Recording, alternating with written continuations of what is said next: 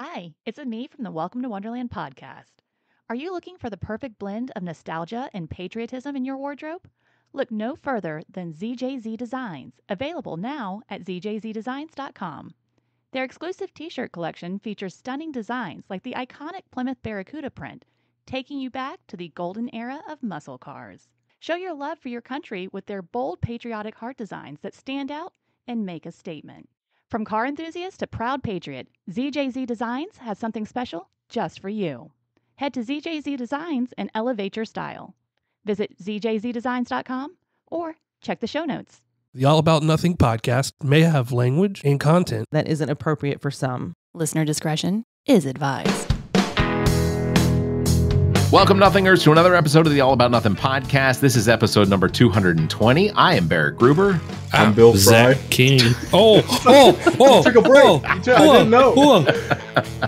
Zach, That's too long of a pause. I thought he was waiting on me. Zach got lost. No, that worked out. Please subscribe and share the show. That's how we get new listeners. Also, if you can, please consider supporting the show financially by visiting our website and I clicking swear to on the God, support Bill, link. your pay is docked. Oh God, to zero. Still, And if you can, please No more consider supporting. cold sandwiches.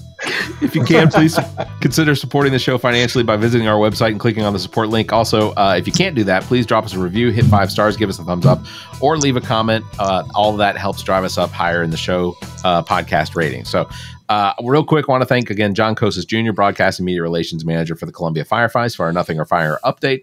Also, 2024 Soda City Comic Con is coming up very, very soon. In fact, now that I think about it, when this episode drops, it is almost It'll be likely. post. Yeah, you know what? The Soda City Comic Con's happened. It was a lot of fun. We were there. We met. I'm notable- starring in a movie now. I had no idea. Me and Sam Witwer got along really well. What? No I am now a voice actor. This is great. Yeah, there were some notable things that happened. We'll discuss those at some point soon. Also, want to thank Stephanie Morton for being on the podcast with us earlier this week. We recorded that episode. We dropped it today from the day that this episode is being recorded. You can check out her episode or go to stephaniemorton.com. You can find links to all of her appearances, details, social media, all of that is available. So go check that out. All right. We are going to jump right into this. Our guest this week is Mal Hyman, who is the Democratic candidate nominee, actually, for the South Carolina Congressional District 7. Mal, thank you very much for being on the podcast with us. We were really glad that you could join us today. Great to join you. How is the campaign going? Well, it's been night and day after Biden stepped aside and Kamala Harris headed the ticket. The energy in the 4 counties that I visited subsequent to that change has been markedly different. People are ready to volunteer. They're ready to fight. They see a sense of maybe that we can prevail. I think after the first presidential debate, a lot of people fell into not just a deep malaise, but a depression, and energy was low. So people are listening. You know, I like to clone myself. We don't have a tradition of activism in the state for a range of reasons. I've been a community organizer, a teacher for 50 years, taught in the prisons, taught in the public schools, have tried to do community organizing. We don't have a strong progressive alliance in the state. The Democratic Party is not what it could be and should be. For example, when you win a nomination, you don't get a call from Jim Clyburn. You're on your own. Yeah. There is no money. There are no resources from the state or from the national party. We don't have a strong labor movement in this state because it's a right-to-work state. At the outset of the campaign, we were calling for a day of prayer and song at the steps of the State House for children's rights. Marian Wright Edelman, working with Martin Luther King, calling for all children to have a right to food, health care, housing, good schools, safe streets, clean air, and clean water. I use that in every speech. I deeply believe it. But it's hard to get ministers to step forward because within the religious community, there's not a tradition of activism either. There was back in the 60s, but it's atrophied. So the major institutions, are not very supportive, and you just have to find a way to make it happen. everything critical is on the ballot this time, the most consequential election in our lifetime. So I quit teaching, and I tried running in 2016. And if you teach and run for office, there aren't enough hours in the day. So we're 100%. getting better hearing. Delighted to join you guys. Yeah. So, teacher for 50 years, public education. You all, and you mentioned, like you mentioned, in the prison system. That is a very unique experience, and I think it probably gives you a pretty good perspective on what our prison system is here in South Carolina, and potentially even federally. So, what was your motivation for running for Congress this time? Well, there's so many areas, I think, in this country that are crisis level, whether it's child poverty or climate change, or particularly after the insurrection, January 6th, democracy being on the ballot. We saw where Project 2025 was going. It just seemed that as a teacher, I needed to try to take it into the public square the best I could and try to raise the issues and run as a progressive Democrat, but make clear to people that these are investments in America that'll make us more free, more secure, create more opportunity. And it just seemed like go for it, grab the microphone and fight the best way you can. And being in a classroom, I fought that way for 50 years, and I love it. And I think you steadily get better at teaching, but it seemed like the public was at a critical crossroads, and I felt called to try to run and raise these issues publicly. 50 years is an incredible amount of time to be in education. I mean, Stephanie Morton, who we had on just the previous episode, she taught in Charleston for 27, 28 years. And I look at that as being outstanding, but so kudos to you for that. It's incredible. Go ahead, Zach.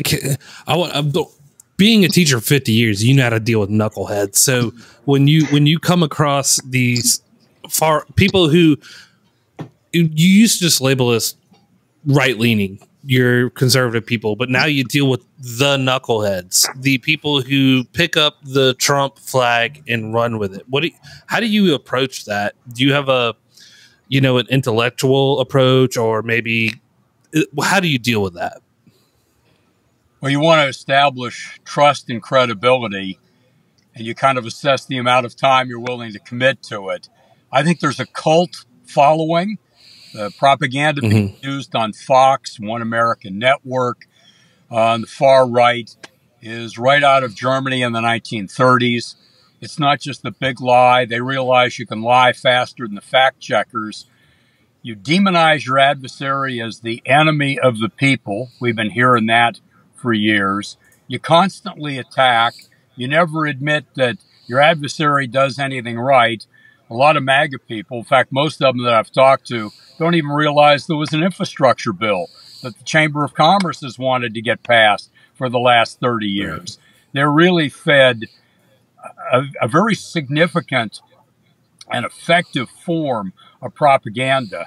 And it's tough to break through that, because if they start to admit that you're right, then they've been wrong. They've been made a fool of. Their friends are wrong. The people they love are wrong, and it's deeply unsettling. So it takes a lot to deprogram somebody from this cult following. And Trump should have been labeled Don the Con long time ago. Reminds me of cons that I taught in the prison way back in 77 through 82.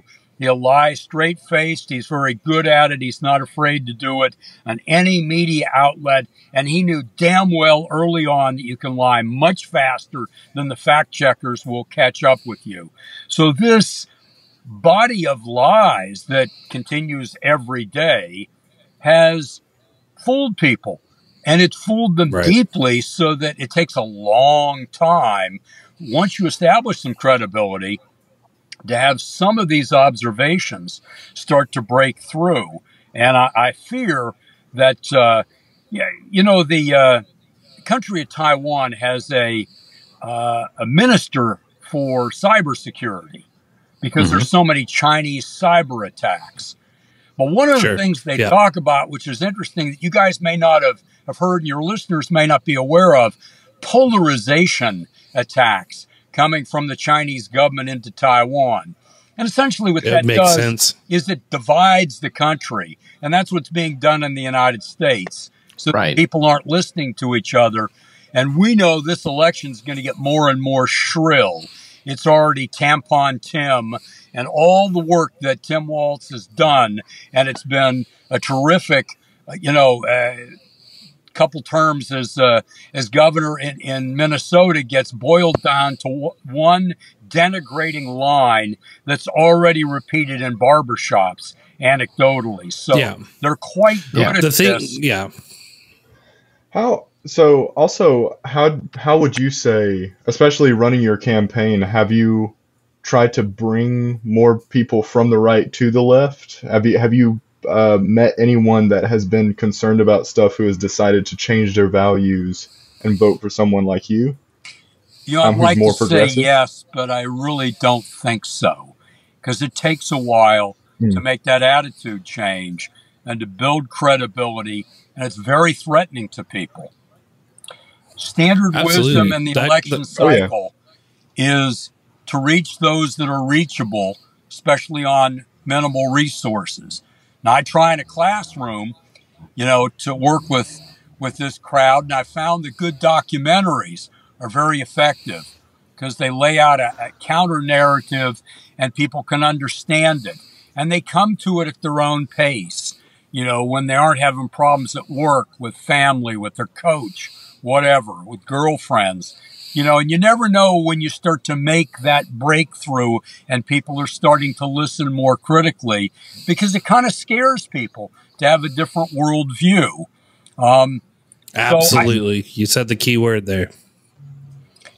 Yeah. So as much as I'd like to say, I brought over a number of people, I think I planted some seeds, perhaps created some credibility so people recognize that, I frame this as common sense for the common good. When I talk about investing in children, I remind them the studies show that $1 invested in early childhood education yields about $7 in return. And if you're in business and don't invest $1 to get 7, you shouldn't be in business and you shouldn't be in government. So I frame it differently. And you talk about Tim Walz, and if Tim Walz was anywhere doing anything else outside of running against Donald Trump and that group, they would love him. He's a man who is a man of the people, had a military career, was for the children, all this stuff. But as soon as he runs against the status quo of the Republican Party, he's an enemy. Yeah, and they pick on things like, you mentioned Tampon Tim. Well, that comes as a result of the fact that during his tenure as governor, the legislature was able to push across a bill to his desk that put feminine hygiene products in schools where they are absolutely useful. But the thing that people keep picking up on isn't they don't seem upset about the fact that they're available in the girls' bathrooms. They're upset because they're available in the boys' bathrooms. And I think it's important to note, I've looked at the legislation. There isn't anything in it that required schools to put them in the men's bathrooms, but it was an option. And some of the schools took advantage of it, not because they wanted boys to have them or use them or transition them through some sort of weird magic, but it was because there was, I think what was noted was that in some cases it was good knowledge. It was good knowledge because that allows for men eventually to have some sort of empathy for what it is that women have to have in order for them to maintain not only their health, but comfort.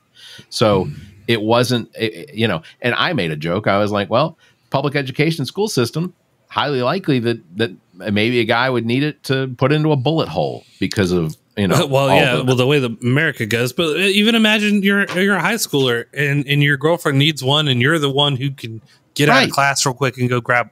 Like, where's the trouble in this? There is none. It's not. The trouble would be me and my friends just emptying them out to use them for whatever shenanigans. Like the worst thing is a prank. Like, Yeah. I don't. Kids are shoving them up their nose. Yeah, like Non-controversial. there's no in Minnesota. Absolutely. Yeah. They're just looking It's for a whatever they non-starter. can because they don't really have any record to stand on. You know, if you go right down the line, they have not helped working people. Now they claim to not tax tips.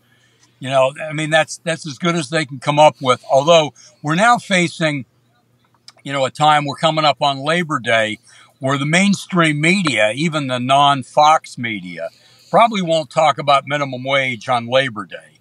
But if they do, we'll get one story and that'll be it. This is a disgrace to trap families in poverty. And Martin Luther King was really clear in '68 on this one. And I use this in the churches. He said it's a crime in this wealthy nation for people to work for starvation wages. And you factor inflation, the minimum wage today is lower than it was back then. And it rarely gets called a crime, which I think it is. When you trap people in poverty, kids are in despair. And I can tell you from working in the prisons, they fall into despair pretty early.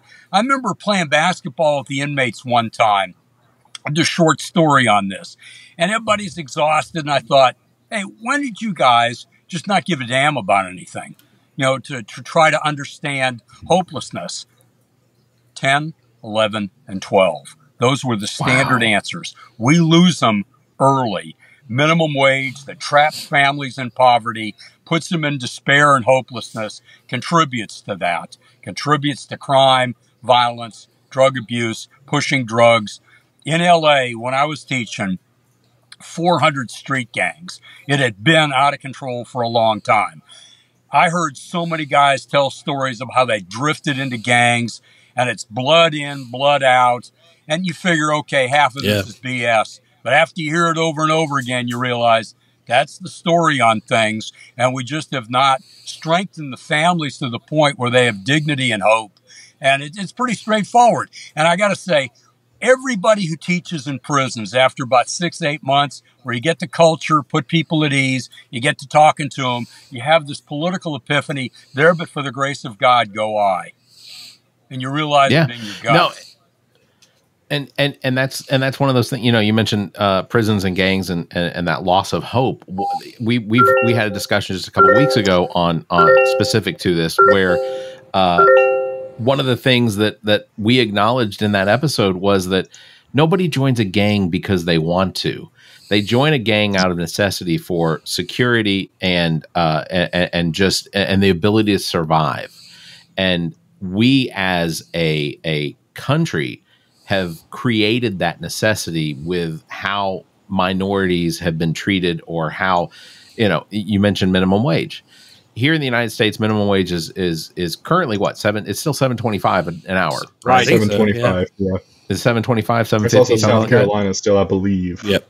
Yeah. Check that. So that's nationally. There are states that have increased it up to $15 an hour, but even $15 an hour is a bare minimum to what it takes for someone to survive. If you have two incomes of $15 an hour, you're still basically living in poverty, especially if you have children. Absolutely. You know? And every time I hear the conversation come up about minimum wage and almost everyone that I hear that's against it almost always turns the corporations, McDonald's, Burger King, Best Buy, they turn these corporations into victims, like they're being victimized for being told, hey, there's a cost of living here and you're not matching it. So, but I'm always just dumbfounded. Go ahead, Bill. Or no, you're right. I was going to say, or they'll call the people lazy. I mean, I can't tell you how many times I've heard people that own businesses around my town or just anywhere. They say everybody's lazy. Nobody wants to work anymore. There's nothing people are going to do. And it's like, well, they're not. Most of the work you're wanting to do is hard manual labor. Flipping burgers is not easy. I work at my family's restaurant, and it's not an easy job. Working register stuff, it's hard manual labor. And you're not, most places, I will say, like, don't often advertise a $7.25 an hour minimum wage. Normally it's a little bit higher, but it's not, around here, it's never going to be something like 15.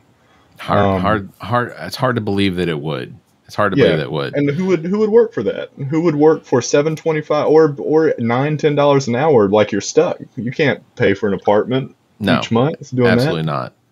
Right, and you need and along with there's. Go ahead. Go ahead, Mel. Well, along with the minimum wage, which isn't enough, you're going to need more low-income housing. The waiting list for low-income housing in big cities is about 5 years. You know, it's infrastructure, creates jobs, creates dignity for families, creates hope. You know, it's something that we can do. You need to have health care for all. I see it as a human right. Other industrialized countries have that. And the argument I make is a little different on this one. In Canada, it's non-controversial because it saves money for businesses and everybody's covered. They had it since 1971. The business community was on board with it. And the business community in the United States is being gouged by the $4 trillion a year medical insurance industry. So healthcare for all gives dignity, hope to the poor because those concerns are taken care of, and it helps business. It would lower the national debt. So I tried to get Bernie's people to say it a little different way. And that's the way I think you have to make the argument. I stumbled on this because I could get most of my students to agree that people had a right to health care. But my country club kids in the back of the room paid attention when I said it was going to save businesses money. So I frame a little bit differently now. But all that's necessary, along with a minimum wage that probably has to be $20 an hour or higher in New York, different in Charlotte, and then different in a town like Florence, because the cost of living is different. Mm-hmm. Yeah. We have weak labor unions. I'm sorry, go ahead. Yeah. No, healthcare is absolutely a scam in America because it's fallen to capitalism just as much as anything else, where you have your deductible, but then you have your out-of-pocket max, and then at the end of the day, you're like, well, now my insurance is really being insurance after I paid, let's call it $30,000, depending on what kind of health plan you have and whatever your out-of-pocket max is. Then your insurance gets to decide if you truly need that surgery, right? Yeah. Why? Why can't we just be healthy? Let's take a few aircraft carriers out. We have 11 or 12 now. Let's stick with 8. I don't know. We don't have to pay the military industrial complex so much money. We could take that and put it into healthcare. Or even, go ahead. No, even like they'll try to charge you before you get to the hospital with ambulance rides. And my hometown here in Barnwell, I was talking to a firefighter today. They've had to essentially take up their firefighter departments and SUVs and all that kind of stuff that they have at the fire department to go do the jobs of some of the paramedics as getting them from their place to the hospitals, because in my hometown there's not even a hospital. You have to drive 15 minutes out towards Denmark, South Carolina to get to anything. And so fire department, like the ambulances, they're taken up or they're not being used, and so then they have to contribute. I mean, it's the healthcare in my area especially is awful. I mean, there's nothing. And it's almost it's such a it's such an easy thing to fix. And I don't know if I proposed this, Zach. I think I've mentioned it maybe over the course of us doing this for the last 7 years. But I think one of the things that the federal government could do for every single state is, or do it at the state level, but everywhere you have a public library, directly next door to that, you put in a public clinic that does things that don't require surgery.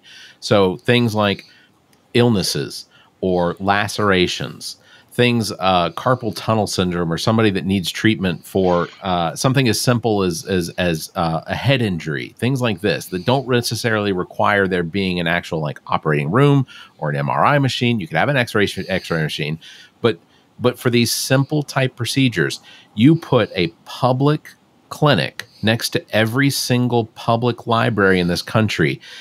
You take away the fear of how much is this going to cost me to be treated for something. Perfect example, and this is my anecdote, was a couple years ago, one of my daughters fell off of a swing, or fell off of a slide at Saluda Shoals Park over here in Columbia, South Carolina. and she broke her arm, broke both the bones in her left hand, required surgery. They had to set the bones. They had to put in metal. Ultimately, it was towards the end of the year, so our deductible had already been met, and it was expensive. It wasn't so expensive that it had a huge effect on us. Did you meet your out-of-pocket max already? Yeah, we'd already met that. So fast forward, though, to a year and a half later when the parts that were put in had to be taken out. Now, I worked in insurance for more than 10 years. I worked for Medicare, so I recognize how there are procedures that occur where some of those procedures then have follow-up procedures that are covered under the original procedure. South Carolina doesn't necessarily hold a hospital to that or an insurance company to that. So I'm still working it out with the insurance company. I've already paid them, but I'm working it out because I don't want to have to pay for something that should be covered under the initial procedure. She is 10 years old. She can't keep that metal in her arm because what it does, and this is going to get kind of weird, but to have metal inside of your arm while you're still growing, your bones may grow stronger when you break them, and then they're set back. That is yeah. It's a situation that does actually occur. The problem is if you have something harder inside of those bones, it creates these super weak points around what the titanium that was in her arm. So it had to come out. You couldn't leave it in. So I'm fighting the insurance company right now on having to pay for a bill for something that was covered under the original procedure because that original procedure had to be completed, but I had to pay for it. So these are things that our federal government and our state government allow for these. An insurance company is a corporation. They're not. I have no reason to believe all of them too. Yeah, I have so many. There's no evidence to show that an insurance company is there to help the people that it covers. They're not. They're there to make money, and they have figured out the best ways to do it, including partnering with hospitals and doctors on how to set the price for stuff. And then everybody gets to write it off, and you've got a Blue Cross Blue Shield of Massachusetts not paying any taxes because they've been able to write so much stuff off. You can draw network lines, then you can draw HMO lines. Like it is a genuine racket. Yeah, directly to Wall Street. Yeah. Publicly traded insurance companies. I mean, we have banks now that are getting involved. This is the craziest thing. We have banks that are getting involved in insurance, and we have insurance company that are getting involved in the banking system. Mm-hmm. State Farm, my family's been with State Farm for 75 years, and State Farm has a banking system. You can get a savings and checking account through them. You can get a credit card through. I mean, it's crazy to me. You can earn rewards too, like a blender. The lines are just crisscrossing, and there's no consumer protections anymore to keep these things at bay. So there's no shame in the companies at all. There's no shame. You're not even hiding what you're trying to be at this point. Now go ahead. So think of the last time that you heard a story on Canadian healthcare that was an honorable story that was actually interviewing people with a very popular, non-controversial program that's been in effect since 1971. We don't hear it, just as we don't hear what they're using for healthcare in France. I mean, it was Michael Moore with Sicko, where he finally, puts it on the silver screen, and people were able to wrap their head around it, and then they like it. 70% of the public agrees with us. We're fighting power politics, the poisons of money and partisanship in Washington. It's conservative Canadian businessmen that would not give up their healthcare system because they know it works and they know it's good for business, and they really don't want to relocate to the United States and incur those costs, whereas some American companies move to Canada because they're saving on operational costs. I mean, this is strangling the American economy. It's causing inflation, and it's running up the national debt, as well as causing more suffering. And it'll take a mobilization from the public, because we're not seeing it from the corporate-owned mainstream mass media. People don't get a picture of what the options are in other countries. We can look and you can buy a foreign wine or a foreign car, but you can't look at those social services that might be very successful and interview people, and they might talk about prison reform or what's going on with their schools or what's going on with healthcare. It's off the radar. That's why guys like you are vital for raising these issues in the United States. Yeah. No, and you for running. I mean, Yeah, you absolutely. haven't told us your age, but 50 years of teaching, I think, puts you into the upper echelon of the rest of us. You may be your age might be Bill and Zach's together, but regardless, you know, it takes people running and discussing these things. We're going to have David Robinson the second, who's running over here in Congressional District 2 for South Carolina against Joe Wilson, and we're going to have him on here in a few weeks. And same conversation. That his territory is considered to be much more urban because it makes up West Columbia, Lexington, and stretches over towards Augusta, you know, into Aiken and things like that. So it does have a lot of rural community to it, but it also has considerably larger cities. You've got your district has Florence, Florence, Myrtle Beach, North Myrtle Beach, Conway, Georgetown.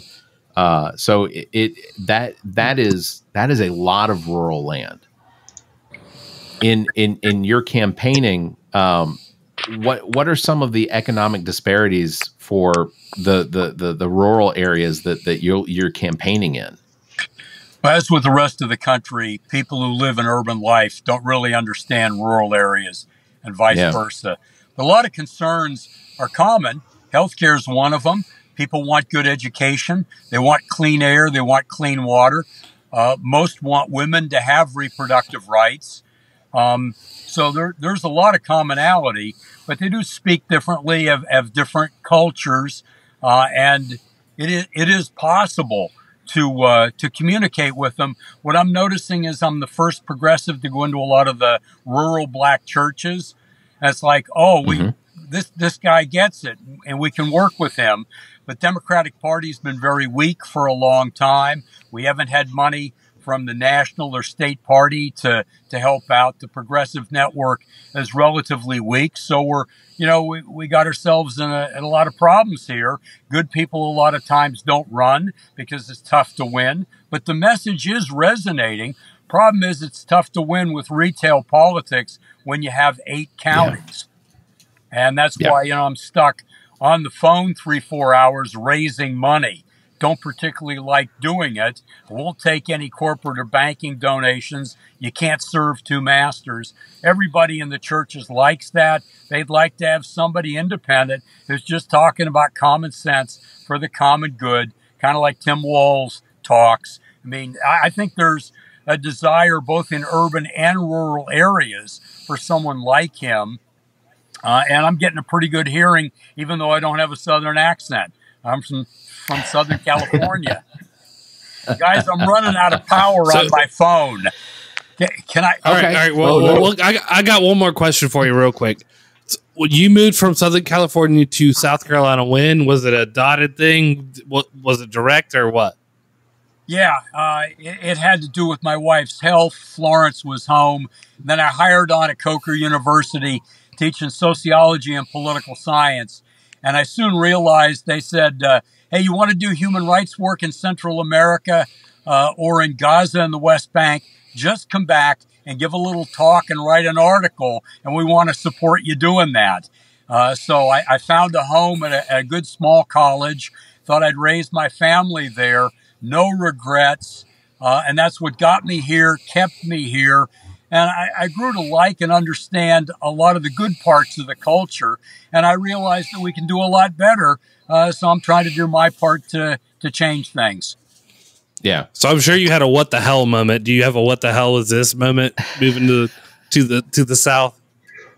Yes, absolutely. And I bit my tongue for quite a while to try to listen, just like I did when I was teaching in the prison, to try to figure out the culture.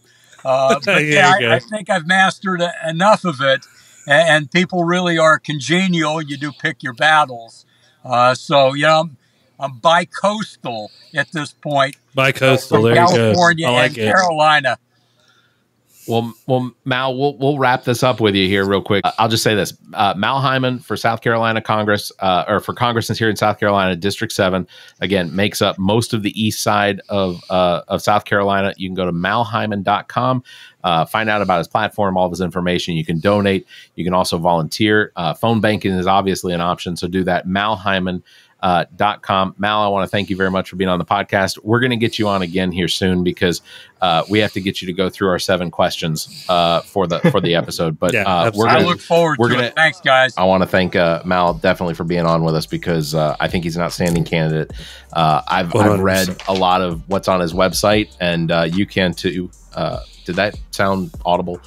malhyman.com. So Mal Hyman for Congress. He is running for South Carolina's 7th Congressional District.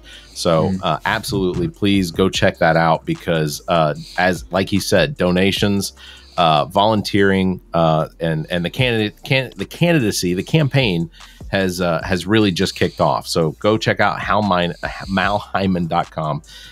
This is an indication of just how tired we are. So this episode's going to be a little shorter this week. Barrett and I have been on the grind for a minute. We've recorded 3 episodes this week, and next week, so we're recording this episode on August 14th. Yes. This episode will air, and we will put ourselves through the gauntlet because we will have done a live recording at Transmission Arcade. We will have done. I'm actually working with some friends. We're hosting David Robinson II, Congressional District for South Carolina, District 2, who's running against Joe Wilson. We're hosting an event on Thursday after our recording. Friday, we have to go set up for Comic-Con. Saturday and Sunday is basically 8-10 hours of us meeting and greeting people. It's a baseball bat to the nuts for hours. Yeah. Like I don't want it to sound like we're complaining because we absolutely love the opportunity. We really, really do. It's a lot of fun, and we do this podcast because frankly, we're good at it. I mean, we wouldn't have won Best of Columbia in 2023, the inaugural year. I do just real quick want to acknowledge we were runner-up for the 2024 Best of Columbia from the Free Times. We did lose to Here for the Health of It with Tom and Randy. They are cultists, chiropractors here in Columbia. And if you listen to their podcast, legitimately, they have a lot of interesting people on. Barrett and I will win at a bare knuckle brawl. We could both sit on them. I mean, but the good news is they could correct their backs once we broke them. Anyway, after I'll whoop your ass, you crack your back all you need to. Still sounds like a gimmick. That is going to do it for episode number 220. Again, thank you, Mal Hyman, for being on. Again, Democratic candidate for Congressional District 7 here in South Carolina. That is episode 220. Wow. Links to past episodes, podcast platforms, merchandise, and social media are all available at our website, theallaboutnothing.com. And if you think our financial model of giving away free content and entertainment is silly, and you're in the giving mood, why not become an official Nothinger? To support the show monthly, members can click on the link in our website, or you can follow the links in the show notes. You can make a one-time donation too, so do that. If you'd like to be a part of the show, you can call and leave us a message, 803-672-0533. Email theshow@theallaboutnothing.com, or you can join our Discord server. There's a link available on theallaboutnothing.com. That is going to do it. Thank you, everybody, very much for listening. Guys, good job. I'm in fear of what next week is going to be, but it's going to be a lot. Yeah, it's going to be a lot. So get ready for so much content. You all, tons of content. You all stay safe, be kind, and keep your hands to yourself, especially at Comic-Con. 100%. Right. The All About Nothing podcast is produced and engineered by me, Barrett Gruber. Thanks to Cake for our intro music, Sick of You. You can follow everything Cake the band at cakemusic.com. Thanks to Muff the producer for our outro music. You can follow Muff on Instagram at Muff the producer. I am Barrett Gruber. You can follow me on Instagram and Twitter at Barrett Gruber, or visit my Linktree /Barrett Gruber. Want to support the show? Visit our webpage, theallaboutnothing.com, and become a member. There are several tiers available, including memberships that give you early access access to episodes as well as exclusive content. Visit theallaboutnothing.com. To find links to our social media, merchandise, and past episodes, visit theallaboutnothing.com. If you'd like to be heard on the show, you can call and leave us a message. Dial 803-672-0533. If the time between these episodes is more than you can handle, check out our partner podcast. Zach and I host What the Pod Was That with Carrie Simmons. Visit whatthepodwasthat.com for links and details. Me takes a deep dive down the rabbit hole in episodes of Welcome to Wonderland, available on all the podcast platforms. Visit WTWLpod.com for details. As well, you can listen to the political and social conversation between Dr. Jamela Brooks and Bill Kimmler on Black, White, and Blue in the South, available wherever you listen to podcasts. Please subscribe and share this show. If you're on YouTube, please like and hit the notification bell. Thank you for listening.